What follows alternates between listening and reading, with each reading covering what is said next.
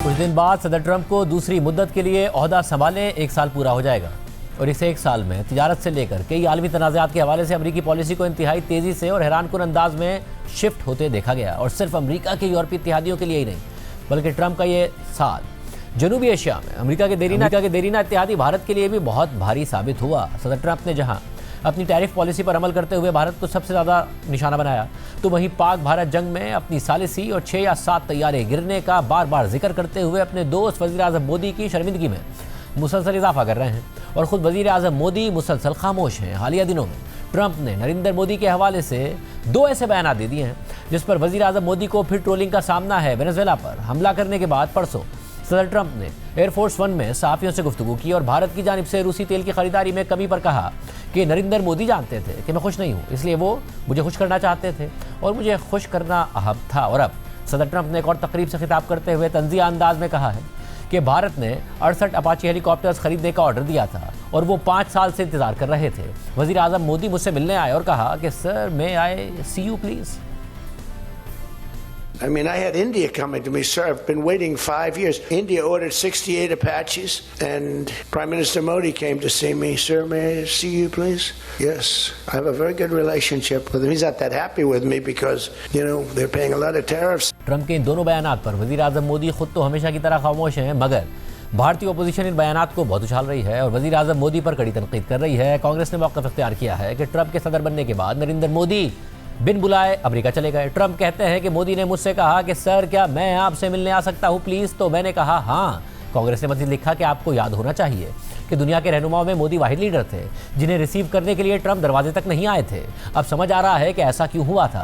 कांग्रेस ना सिर्फ वज़ीर आज़म मोदी पर तनकीद कर रही है बल्कि sir may I see you please लिखी हुई तस्वीर और AI वीडियोज़ के जरिए उनकी ट्रोलिंग भी कर रही है।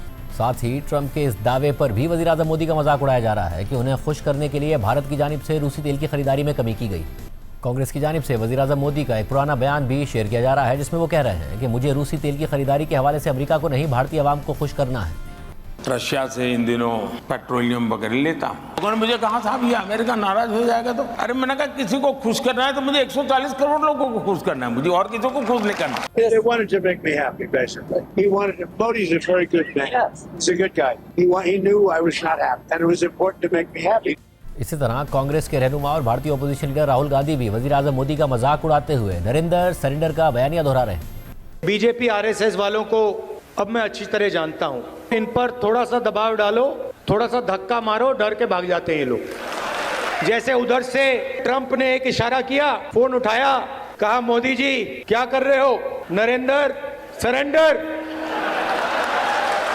और जी हजूर करके नरेंद्र मोदी जी ने ट्रंप के इशारे का पालन किया।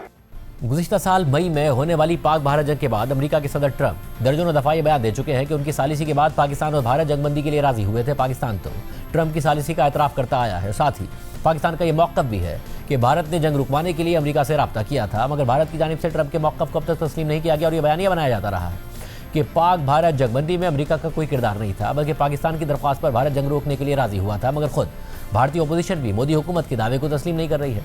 और अब मारूफ भारतीय अखबार दी हिंदू ने एक तहकीकाती रिपोर्ट में दावा किया है कि 10 मई को जिस दिन पाकिस्तान और भारत के दरमियान जंगबंदी हुई थी उसी दिन भारतीय हुक्काम लॉबिंग फर्म के जरिए अमरीकी हुक्काम से रहे थे। दी हिंदू में सहाफ़ी सुहासनी हैदर की रिपोर्ट में अमरीकी महकमा इंसाफ में लॉबिंग फर्म की जमा कराई गई दस्तावेजात के हवाले से बताया गया है कि भारतीय सिफारतखाने ने तिजारत और ऑपरेशन सिंदूर के हवाले से ट्रंप के एक साथी की फर्म का इस्तेमाल किया। अमरीकी महकमा इंसाफ में लॉबिंग फर्म की फाइलिंग से जाहिर होता है कि 10 मई को जब पाक भारत जंगबंदी हो रही थी तो भारतीय सिफारतखाने की जानिब से लॉबिंग फर्म से Jaishankar, foreign secretary, deputy national secretary adviser और सफीर की अमरीकी हुकाम से मुलाकातें तय कराने का कहा गया। साथ ही व्हाइट हाउस और US ट्रेड रिप्रेजेंटेटिव को कॉल्स करने और मोदी की ट्वीट्स को फ्लैग करने यानी उनकी ट्वीट्स की तरफ तवज्जो दिलाने का भी कहा गया। 10 मई को भारतीय सिफारतखाने की जानिब से ट्रंप इंतजामिया के जिन 3 आला हुकाम से रब्ता किया गया उनमें व्हाइट हाउस की चीफ ऑफ स्टाफ सूजी वाइल्स, अमरीकी तजारती नुमाइंदा जेमिसन ग्रेयर और नेशनल सिक्योरिटी काउंसिल के रिकी गिल शामिल थे। लॉबिंग फर्म ने अपनी दस्तावेज में यह बताया है कि यह राब्ता तनाज़े की मीडिया कवरेज पर बातचीत के लिए किया गया था। रिपोर्ट के मुताबिक अगरचे इस फाइलिंग में यह वाज़ेह नहीं किया गया कि ये कॉल्स जंगबंदी से पहले की गई थी या बाद में, ताहम ये उस दिन करीबी राब्ते की निशानदही करती हैं। अमरीकी लॉबिंग फर्म SHW LLC की इन फाइलिंग्स ने भारत में सिफारतकारों को हैरान कर दिया है, क्योंकि फर्म ने यह भी दावा किया है कि गुज़िश्ता 1 साल के दौरान उसने कई भारतीय हुक्काम की ट्रंप इंतजामिया के आला अहदेदारों से मुलाकातें तय कराई। उनमें वज़ीर ख़ारजा Jaishankar, secretary खारजा Vikram Misri, deputy national security adviser पवन कपूर और अमेरिका में भारतीय सफीर शामिल हैं। रिपोर्ट के मुताबिक भारतीय सिफारत खाने ने इन फाइलिंग्स की तरदीद नहीं की और कहा कि लॉबिंग फर्म्स की खिदमात लेना मामूल की बात है। ताहम इस सवाल का जवाब नहीं दिया कि 10 मई को लॉबिंग फर्म से बराह रास्त मुलाकातें तय करने या व्हाइट हाउस को कॉल करने के लिए क्यों कहा गया, ताकि ऑपरेशन सिंदूर के तनाज़े पर बात की जा सके। SHW LLC लॉबिंग फर्म को भारतीय सिफारत खाने ने 24 अप्रैल 2025 को कॉन्ट्रैक्ट पर हायर किया था। फर्म की 6 फाइलिंग्स के मुताबिक पूरे साल में उसके कोई और क्लाइंट्स नहीं थे और उसे सालाना $18 लाख के मुआहदे के तहत 2 तिमाही अक़सात में $9 लाख अदा किए गए।